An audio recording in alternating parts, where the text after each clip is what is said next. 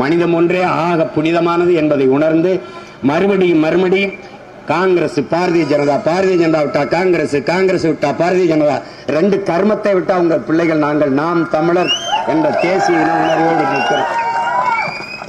இந்தியாவை யார் ஆள்றது? பிரதம வேட்பாளருக்கு என்ன பண்ணுவ? பிரதமரா இருந்தவர் எங்களுக்கு என்ன பண்ணாருன்னு சொல்லுங்க, அப்புறம் நான் சொல்றேன். ஒன்னும் இல்ல. யாரு பிரதம வேட்பாளர்? என் நிலத்தில் நான் தான். இங்கே மோடிக்கோ ராகுல் ஐயாவுக்கோ ஓட்டு கிடையாது. ஐயா மோடிக்கெல்லாம் ஓட்டு கிடையாது. ஐயா எம்ஜிஆருக்கு இருந்தது, ஐயா கருணாநிதிக்கு இருந்தது, அம்மா ஜெயலலிதாவுக்கு இருந்தது, ஐயா ஸ்டாலினுக்கு இருக்குது, ஐயா எடப்பாடிக்கு இருக்குது, அடுத்து உங்க பிள்ளை சீமானுக்கு இருக்குது. அதுக்கு தான் ஓட்டு. இங்க பிரதமர்லாம் யாரும் கேட்கல. யாரு பிரதமர்? மீனவர் படுகொலையா? முதலில் போய் இறந்தவன் என் இனம் சார்ந்தவன், என் ரத்த உறவு என்று எவன் கதறி துடிக்கிறானோ அவன் தான் என்னுடைய பிரதம வேட்பாளர். என்னுடைய நதிநீர் உரிமைக்காக எவன் களத்திலே நிற்கிறானோ, காவிரியோ கச்சத்தீவு மீட்போ முல்லை பெரியாற்று உரிமையோ என் நிலத்தின் வளத்தை களவும்போது தடுத்து போராடுகிறவன் எவனோ அவன் தான் என் நிலத்தின் பிரதம வேட்பாளர். பதவியில் இருந்துட்டா என்னை பத்தி எந்த கவலையும் வரல. இத்தனை முறை தமிழ்நாட்டுக்கு வந்த பிரதமர் பெரும் வெள்ளத்திலே சென்னையிலும் தூத்துக்குடியில் நாங்கள் செத்து மிதக்கும் போது ஒரு எட்டு எங்களை பார்க்கல.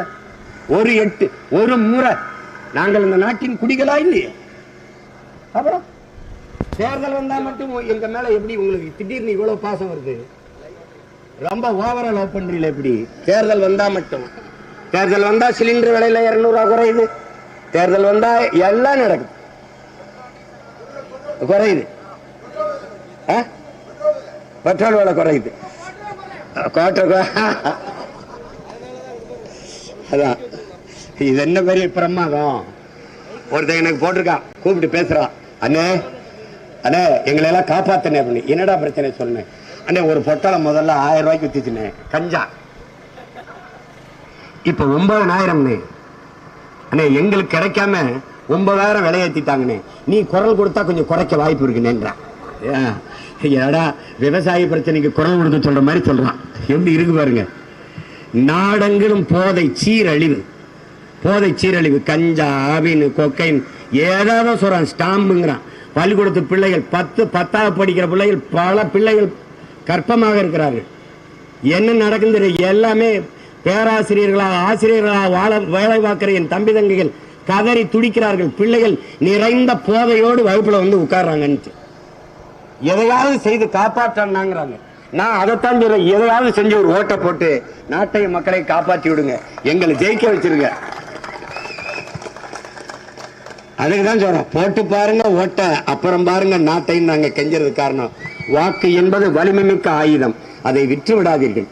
ஓட்டுக்கு காசு கொடுக்கிற இடத்தில்தான் ஊழல் லஞ்சத்திற்கான விதை ஊடப்படுகிறது உடன் பிறந்தார்களே. எனவே இதை தூக்கி வீசுங்கள். 500 1000ற்கு மதிப்புமிக்க நம் உரிமையை வித்து விடாதீர்கள். ஒரு நாய்க்குட்டியின் விலை 25,000.